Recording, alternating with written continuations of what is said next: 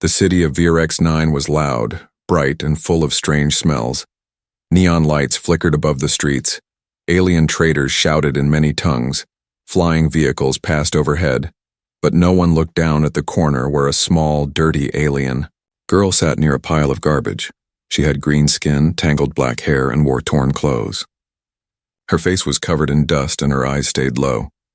She held a rusty metal bowl and whispered in a soft voice, "Please, food." Everyone walked past her. Some looked away. Others kicked trash at her. One alien mother pulled her child close and said, "Don't go near her. She is cursed." The girl didn't cry. She was used to this. Every day was the same. But today was different. A human had entered the city. His name was Jace. He was a tall man with short brown hair, a worn jacket, and a scar above his left eye. He had come to VRX-9 to buy parts for his broken ship. He had no idea he was about to change someone's life. As he walked through the market, Jace felt something. A strange feeling in his chest. It was like a soft pull. His eyes scanned the crowd, and then he saw her, a small figure sitting in the filth, not moving, not speaking, just there. He stopped walking. "Why is no one helping her?" he muttered. A nearby shopkeeper scoffed. "That thing? Don't waste your time. She's not even worth a credit." But Jace didn't listen. He walked toward the girl. As he stepped closer, the girl slowly raised her head. Their eyes met. Jace froze. Her eyes, they were not normal. They were glowing. A soft silver light pulsed in her pupils, like a calm star floating in darkness. For a second he forgot where he was. Then a guard shouted, "Hey, human! Step away from that thing!" Jace looked around. 3 armored alien guards approached fast.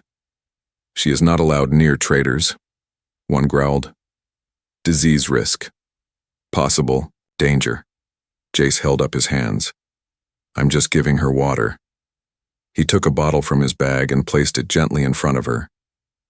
The girl stared at it, then at him.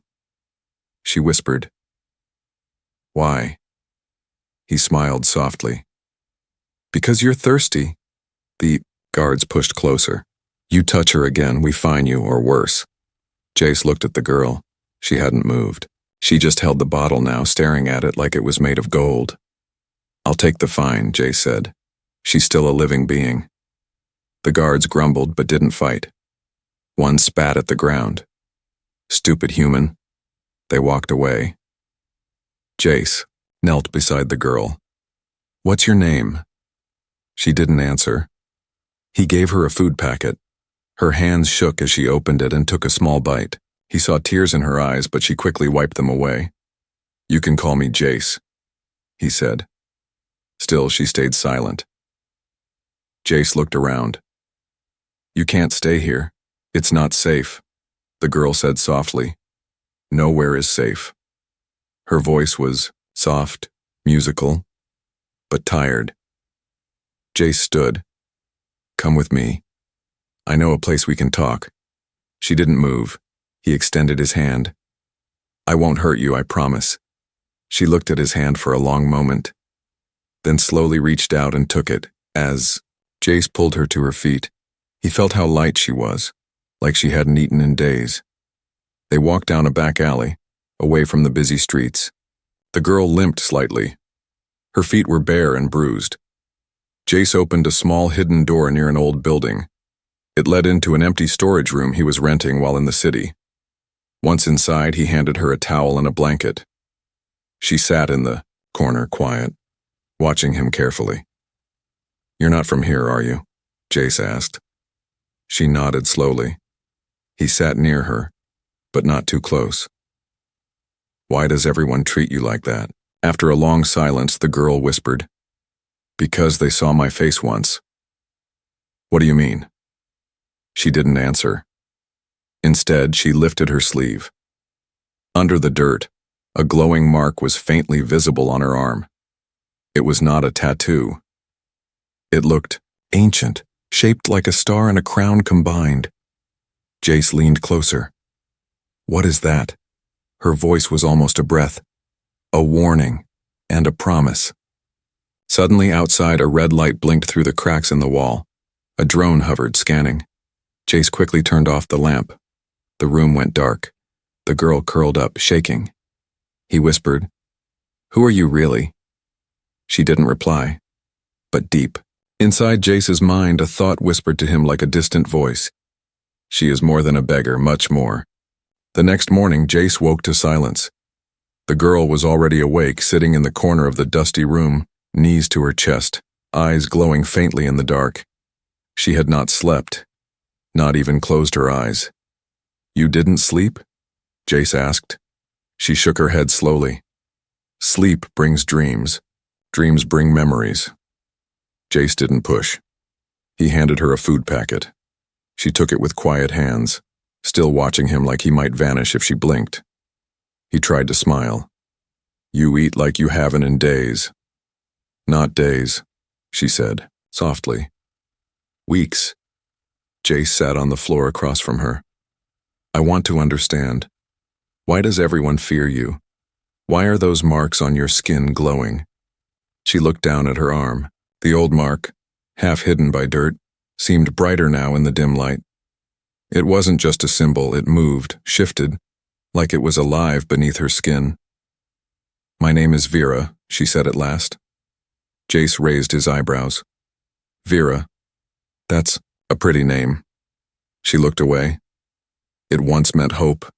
Now it means danger. Jace tilted his head. "Why?" Vera didn't answer directly. Instead, she touched the wall beside her. Strange symbols glowed under her fingers, even though the wall was made of dead metal. Lines of blue light crawled across the surface like vines, forming patterns. Jace jumped to his feet. "How are you doing that?" she whispered. "I can't stop it anymore. You saw my face. That woke it up." He stared at her. "Woke what up?" Vera looked at him, eyes serious. "The code." Before Jace could speak, they heard a faint sound like a clicking or buzzing coming from outside. Vera stood fast. "They're here," she said. "Who?" She pressed her glowing hand to the far wall. A hidden door opened, sliding back, without sound. Dust fell from above. Behind it, a tunnel appeared, dark but dry and cool. Jace blinked. "What is this?" "Escape," she said. "We must go. Now." He grabbed his bag and followed her into the passage. As soon as they stepped in, the door closed behind them, sealing them in total darkness. Vera walked without hesitation. Her eyes glowed brighter in the dark, lighting the path. Jace followed close behind. After a long walk, they reached an old chamber deep underground. Strange machines lined the walls, some broken, some asleep. In the center, a tall stone-like pillar hummed with energy. Vera stepped forward and touched it. The room came alive. A soft blue light filled the air. The machines buzzed quietly. A voice, long forgotten, echoed from the walls. Bloodline confirmed. Sequence reactivated. Jace backed up. "What is this place?" Vera looked tired. "An old place. My family built it long ago, before the Empire erased us." Jace's voice was low. "So you're royalty?" "Not anymore," Vera said. "My kind feared my power. My face unlocked systems across planets, systems no one should control. So they marked me, then threw me into the dirt, to hide the truth." Jace tried to understand. "Your Facebook is like a key?" Vera nodded. "Not just a key, a command. My blood is connected to tech from before the war. Machines that listen. Ships that answer." Jace sat on a broken crate, trying to make sense of it. "So, if someone sees your face, the old code inside you wakes up?" "Yes," she whispered, "and now that it's awake, they will hunt me harder." Outside, above the chamber, footsteps echoed through the tunnel. "Scan this level." "The girl is close," a deep alien voice growled. Jace reached for his blaster.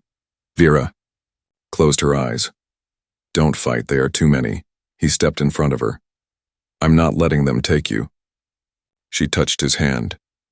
You already saw my truth, that makes you part of it. The machines around them responded. A panel opened behind the pillar, another escape route. We go now, she said. Or we die here. They ran into the tunnel. Behind them, red lights lit up the old chamber. The hunters had arrived. As they disappeared into the darkness, one thing was clear. Vera was not just a beggar. She was a living command code from a forgotten age. And Jace, the human who dared to see her face, had just become the galaxy's newest target. The tunnel shook. Dust fell from the ceiling as Vera and Jace ran through the dark. Behind them, metal doors burst open. Heavy footsteps followed, fast and angry. Red tracking lights flashed across the walls like laser eyes. Faster, Vera said, her voice sharp. Jace kept close. They're gaining on us. Suddenly, the tunnel split into two paths. Jace stopped. Left or right? Vera didn't answer. Her glowing eyes scanned both directions. Then she pointed left. This way. It remembers me. Jace didn't understand, but he followed. As they ran, old machines in the walls lit up, blue lines stretching like veins across stone. The passage recognized her. Behind them, a voice echoed. Target located. Human contact confirmed. Orders. Terminate both. Jace swore under his breath. They're not here to arrest us, they want us dead. Vera didn't look back. They're afraid I'll wake more than machines. Suddenly, a shot blasted the wall beside them. Sparks flew. The tunnel shook harder. Jace pulled Vera around a corner, breathing hard. We need to lose them. Vera reached a dead end, a stone wall. She placed her palm on it. The mark on her hand lit up. Come on, she whispered. Nothing. Another blast echoed behind them. Jace raised his blaster. I'll hold them off. No, Vera said quickly. Wait. The wall shifted. Stone melted into light. A round door opened silently, leading into a dark, ancient chamber filled with strange markings and tall statues. They stepped inside. As the door closed, silence returned. They were safe, at least for now. Inside the chamber, the air was cold and dry. The statues looked like giant alien kings wearing armor with glowing gemstones. At the center of the room stood a large metal ring, covered in symbols. Vera walked to it and traced a symbol with her finger. This is where it started, she said. Jace looked around. What is this place? Vera sat down, her energy fading. Long ago, my ancestors used this room to control gateways between planets. Only our blood could open them. Only our faces could unlock the code. Jace stared. Gateways? Like teleporters? Yes, she said. They shut them all down, destroyed every trace, but one still sleeps. Right here. Jace walked toward her. And now you've activated it. Vera nodded. Jace crouched beside her. They're coming again. You need to rest. You're hurt. Vera shook her head. I'm fine. The light just burns inside when I use too much. He gently held her wrist. You're burning yourself out. Vera looked up at him, eyes tired but glowing. I never thought anyone would care. Jace smiled slightly. Guess you were wrong. She blinked, confused. Why are you helping me? I'm a danger to your kind. Jace leaned against the statue. I don't care about what people say. I care about what's right. Suddenly, the ring in the center began to glow. The floor shook gently. Vera stood quickly. They're near. The gate is reacting. The walls lit up with alien script. A countdown started. 10 glowing lines fading one by one. They're forcing a breach, Vera said. We have to go now. Jace grabbed his bag. Where does it lead? Vera hesitated. I don't know. Somewhere far. Somewhere old. He took her hand. Better than here. Just as the final line vanished, the doorway inside the ring opened. Like a liquid mirror. Blasters fired behind them. The hunters had broken in. Jace didn't wait. He pulled Vera with him and jumped into the portal. Light swallowed them. They landed hard. The world was quiet. No engines, no lights, only wind and dust. They stood in the middle of a wide red desert under a green sky. Ruins of a forgotten city rose in the distance. Strange towers half buried in sand. Bones of giant beasts scattered the ground. Jace looked around. "Where are we?" Vera didn't answer. She looked at the ruins. Her face turned pale. "This place. I know it." Jace raised an eyebrow. "From when?" She stepped forward slowly. "From before I was born. From the stories. This is the world of the first ones." Jace frowned. "Your ancestors?" "No," Vera whispered. "The ones who created everything. Even us."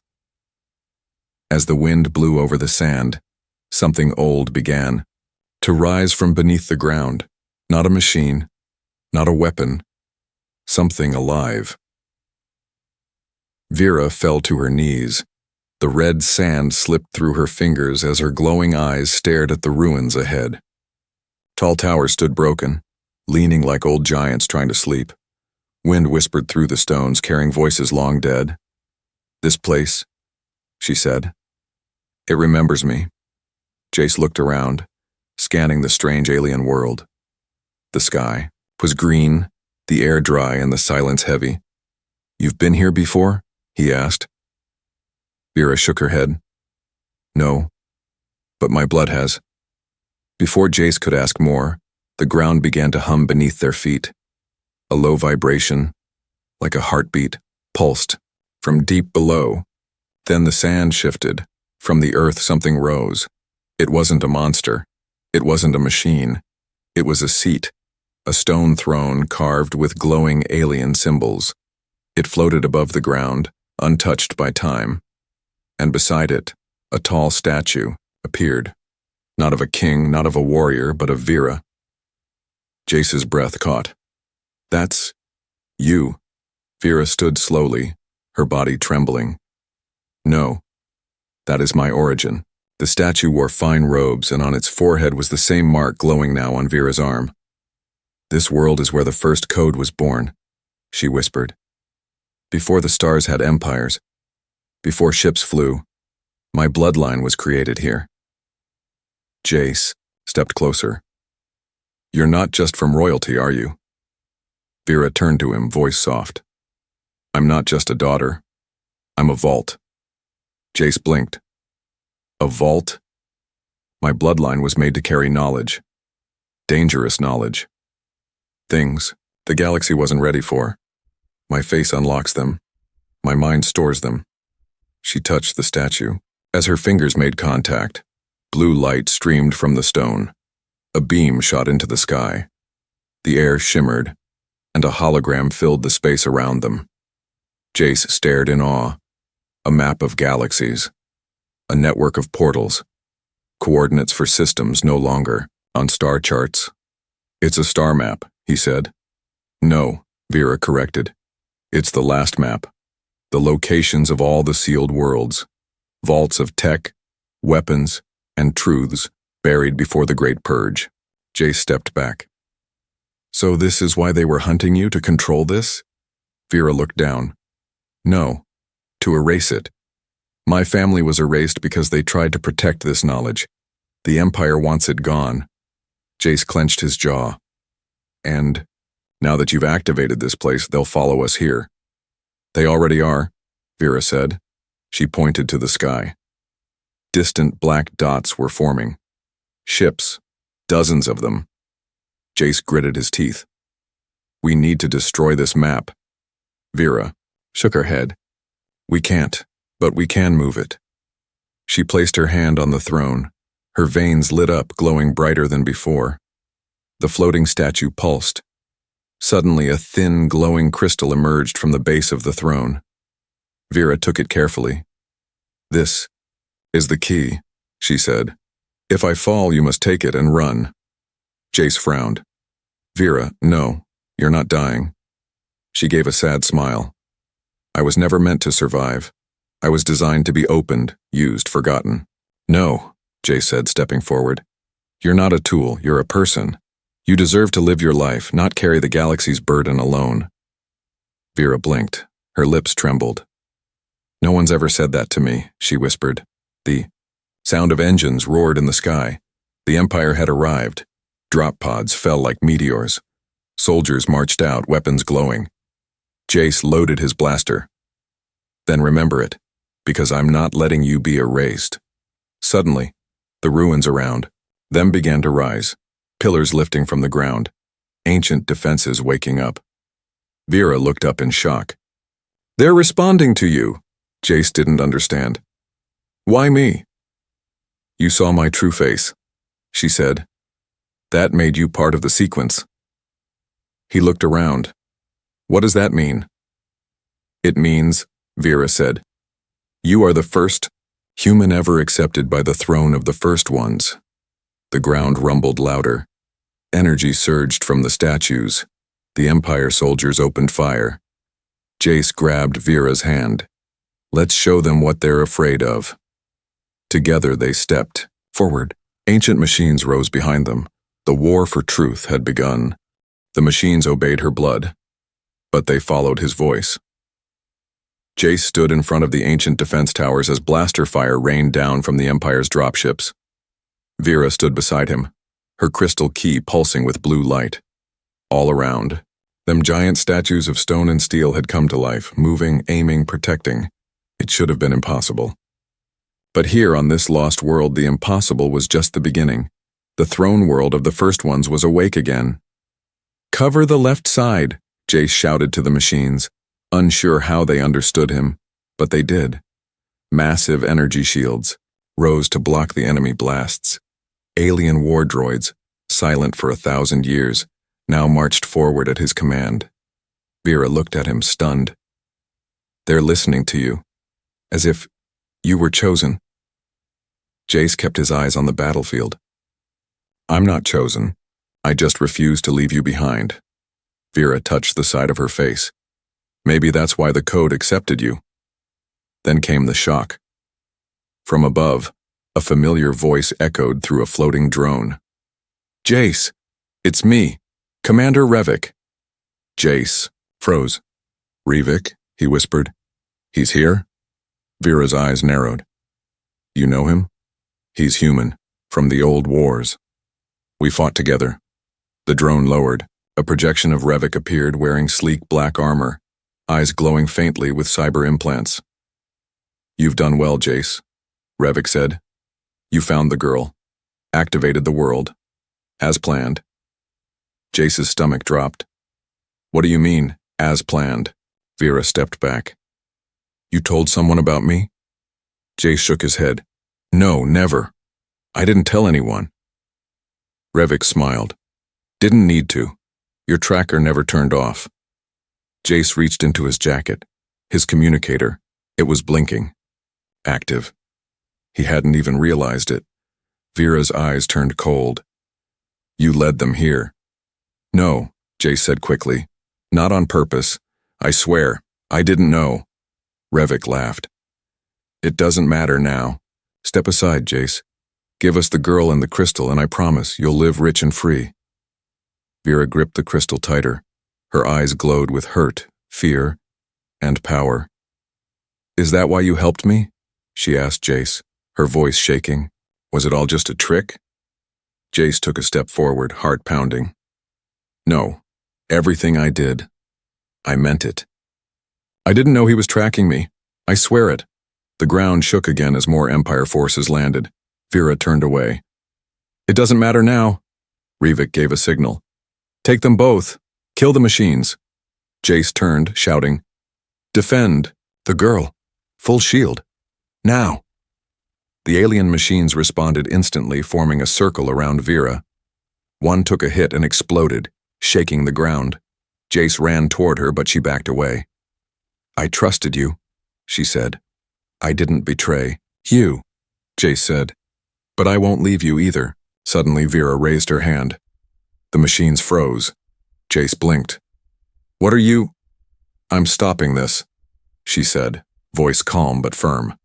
No more blood for secrets. I'll go with them. Jace grabbed her wrist. Don't do this. I have to. The galaxy is burning because of what I carry. Then let's burn it together, Jace growled. But we don't surrender. She looked at him, and for a moment believed, then a blast hit the shield wall. Jace was thrown back. Vera screamed. As the dust settled, she stood alone, surrounded by Empire soldiers. Revik's voice boomed again. Take her. But Vera raised the crystal. You'll regret this. A blinding pulse of energy exploded from the stone. Empire soldiers were thrown back like leaves in a storm. Even the machines knelt as the wave passed over them. Jace crawled up to see Vera's body flickering with energy, lines of alien code dancing across her skin. Then she collapsed. Jace rushed to her. Vera. Her eyes fluttered open. I'm still here. He held her close. You're not alone. Not anymore. In the sky, Revik's ship hovered, watching. This isn't over, the commander said coldly. Next time I bring the full fleet.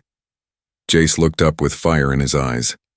Then next time, he said, we'll be ready. The world had fallen silent. Smoke curled above the shattered sand. Craters and broken machines dotted the battlefield. Bodies, both metal and flesh, lay still under the alien sun. In the center of it all, Jace held Vera in his arms. She was breathing, but barely. The glowing lines on her skin had faded to a soft flicker, like dying stars. I'm here, he whispered. You're safe. But deep down, he knew safety was just a pause. The Empire would return, and next time, it wouldn't be just Revik. Suddenly, the ground beneath them rumbled, not from ships, not from war, but from deep below. Vera stirred. Her lips moved. They're waking. Jace leaned close. Who's waking? She opened her eyes slowly, her voice thin. The hidden ones. Before Jace could ask, the sand in front of them split apart. A massive circular structure, buried for centuries, began to rise from beneath the surface. Sand poured off it like a waterfall. Carved with the same glowing symbols as Vera's body, it looked like a temple, or a machine, or both. From the opening emerged 6 figures. They were tall, ancient beings with silver skin and crystal eyes, neither fully alien nor machine. Their bodies pulsed with soft light, and they wore robes made of woven energy. Jace stood protecting Vera. One of the beings raised its hand. We are not enemies, it said. Its voice echoed in the mind, not the ears. Then who are you? Jace asked. We are the Keepers, the last of the hidden. We were bound here to wait until the bloodline of light returned. The being looked at Vera, still weak on the ground. She has awakened the call. Jace held tighter. She nearly died to protect your secret.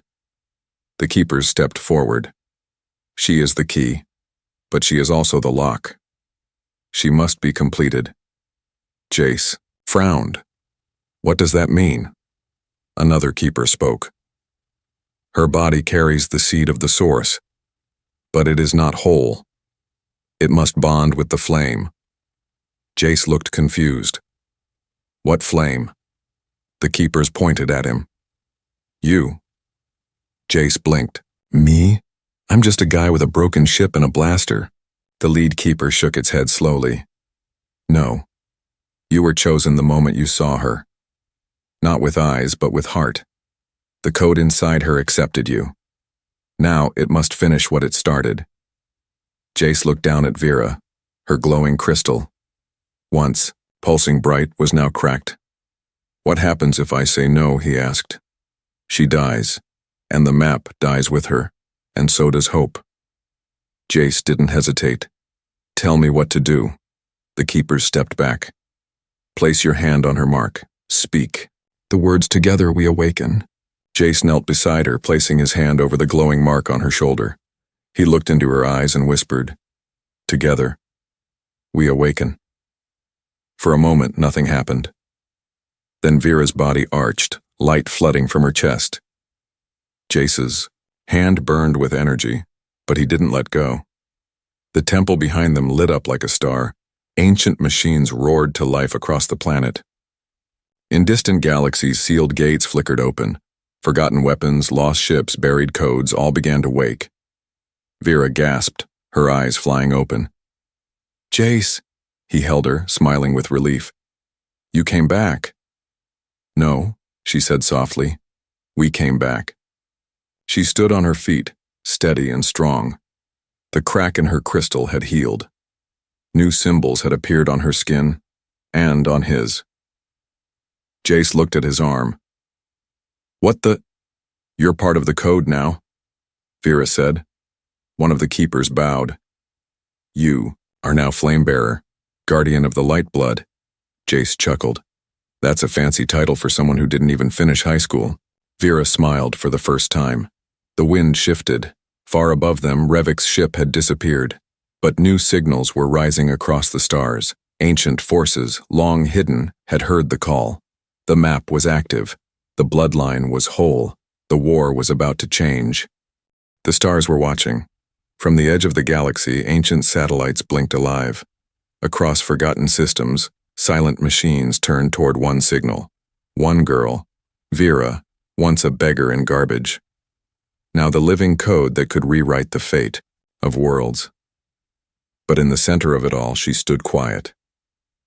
Not as a weapon, not as a queen, just a girl. Finally seen. She stood atop the tallest pillar of the First World ruins. Beside her, Jace adjusted his broken armor and stared at the horizon. Empire fleets were coming. Dozens of ships, black and sharp, tore through the clouds like daggers. "Still time to run," he said. Vera didn't move. "I won't run," she said. "Not anymore." He nodded. "Figured you'd say that." Below them, the keepers moved through the temple, readying the ancient defenses. The machines had returned and the old city hummed with energy. But it was not enough. The enemy came with thousands. They had Revik. They had numbers. They had fear. And yet, they didn't have her face. A message flashed across the stars. Vera stood before the central beacon tower, an ancient column taller than any mountain. The wind pulled at her robes as she looked into the sky. She held the crystal key close. "Are you ready?" Jace asked behind her. She looked over her shoulder, smiling gently. "I think I was born ready. I just didn't know it." She stepped onto the platform. The beacon flared to life. A blinding light raced outward, carrying her image across space. For the first time, all eyes saw her, not covered in rags or dirt, but glowing in truth. "This is my face," she said. "The one you tried to bury. The one you feared." Across the stars, species watched in silence. Some gasped, some wept. "This is the face you called cursed," she continued. "This is the face you left in garbage. This is the face you hunted to protect your lies." She lifted the crystal. "But now this is the face that will wake what you tried to keep dead." The crystal merged into her chest. Light exploded behind her. "I am not your weapon. I am not your mistake. I am your future." The Empire heard. Revik slammed his fist on the control console of his flagship. "Shut it down, cut the signal." But the signal was not coming from one place. It was coming from everywhere. From the machines she woke. From the maps she opened. From the hearts of those who had always felt unseen. "She's uniting them," his second-in-command whispered. One face. Millions answering. "Prepare to fire," Revik shouted. "Wipe that world from existence." But before the cannon could charge, the stars began to shift. Massive gates opened in space. Ships, old and alien, emerged. Not from the Empire. From the past. Vera turned to Jace. "They're answering." Jace looked into the sky. "You did this," she stepped down from the platform. "No, we did this." The gates opened fully. Fleets of hidden civilizations, the ones thought extinct, had returned. They weren't armies. They were survivors. truth keepers. And they came because they saw a girl refuse to hide her face. They came because she showed them hope. The Empire tried to fire. The cannon exploded from inside. The signal had spread even to their machines. They no longer obeyed. Revik's face twisted with rage. You little beggar, you've destroyed everything. Vera appeared on his screen, calm and glowing. You destroyed everything when you chose silence over truth, she said. Now we choose something else. Revik opened fire, but the blast never came. A glowing figure stepped in front of the beam. Jace. His skin burned with golden marks, the same symbols Vera carried. The flame within him had awakened. The light pushed the energy blast back into Revik's ship. Jace dropped to one knee, gasping. Vera ran to him. You didn't have to do that. He smiled through the pain. I did, because someone finally saw my face too. Vera held his hand tightly. You're not alone. He looked up at her. Neither are you. Across the galaxy, rebellions began. On slave worlds, workers looked up and saw her speech. They stood. On silent planets, forgotten systems, lost people, they all moved again. And on Virex 9, where she once sat in trash, a little girl with dirty feet whispered, "She looks like me." 1 week later, the first world was quiet again. No warships in the sky, no bombs. Just soft wind and warm sun. Jace stood near the statue of the first ones, watching as Vera placed the crystal back into the vault. It no longer burned. It now glowed softly, like a heartbeat. Are you sure? Jace asked. You could lead them all. Vera shook her head. I don't want to lead. Then what? I want to live, she said. I want to grow things. I want to read books. I want to hold hands with someone who sees me, not what I carry. Jace smiled. Sounds perfect. She turned to him. And you? I want to stay near the girl who once sat in the garbage and now lights up the stars. They both laughed. She reached for his hand, and this time she wasn't shaking. No one helped the dirty alien girl until one human saw her true face, not the one with glowing eyes or ancient blood, but the one that hoped, the one that cried, the one that dreamed. Now her face is carved in stone across galaxies, not as a god, not as a savior, but as a reminder. Sometimes the galaxy changes because one person decides to care.